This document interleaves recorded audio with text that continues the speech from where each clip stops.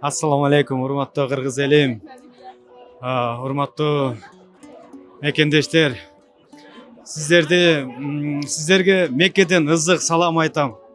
Урматтуу кыргыз элим, Аллах Тааладан дуа кылып, иншалла дуа кылып жатабыз.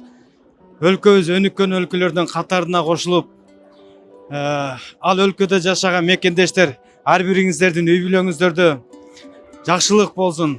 Аллах Таала өмүрүңүздөргө береке берсин. Эмнени самап, эмнени каалап жатсаңыздар, Аллах Таала ошол нерсени насип эткен болсун. Кыйналып жаткандардын кыйынчылыгын Аллах Таалам жеңилдетсин. Ооруп жаткандардын оорусуна шифа берсин Аллах Таалам.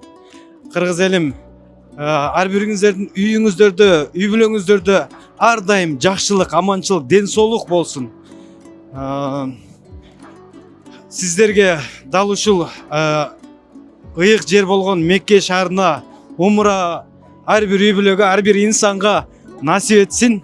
Келип зыярат кылып, дуа кылып, Аллах Таала менен бир сүйлөшүп кетсеңиздер эң сонун жер, зыярат кылчу жер. Бардыгыңыздарга жакшылык каалайм. Өлкөбүз өнүгүп өсө берсин. Бар болуңуздар кыргыз элим. Мен сиздерге аябай терең ыраазымын. Эмнеге дегенде мен сыркоолоп ооруп турганда сиздер мага аябай дуа кылгансыздар. Дуа кылгандарга дагы, кылбагандарга дагы мен чын жүрөгүмдөн ыраазымын. Аллах сиздерден ыраазы болсун. Эч ким оорубасын. Бекем ден соолукта каалайм.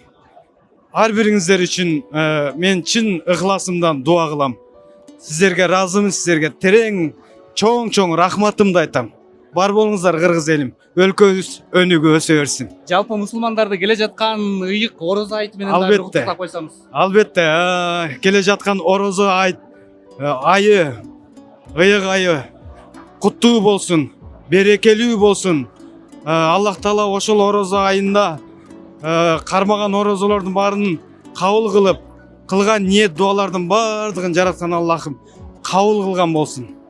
Келе жаткан орозо айыңыздар менен кыргыз элим. Ден соолук керек экен.